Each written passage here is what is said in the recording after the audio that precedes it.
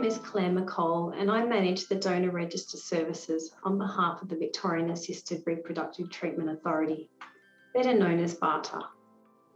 Time to Tell is a video series to help you talk about how you became a family with the help of a donor. You may be a parent of a child conceived by a donor, or you might be thinking about embarking on your donor treatment journey, be pregnant or be a donor yourself. Regardless of where you are in your journey, figuring out how and when to talk to your family can be tricky.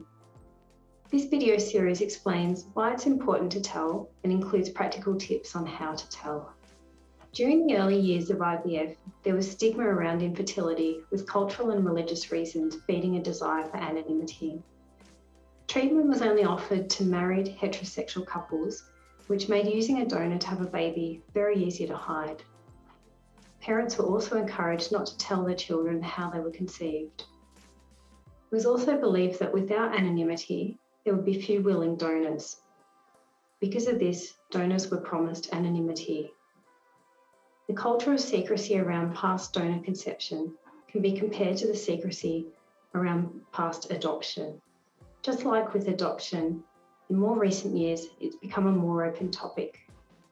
Studies have shown that both adopted and donor-conceived children feel similar in relation to their birth origins being kept from them. Today in Australia, 1 in 20 babies is born with the help of IVF. That's 1 per classroom, and donor conception has become far more common. Society is more open to what makes a parent or a family, making it essential to have an open conversation about donor conception. The laws around donor conception have also changed. Since 1998, anonymity of donor treatment has gradually been removed in Victoria. Today, all donor-conceived persons over 18, or those who are sufficiently mature, have the right to know the identity and information about their donor.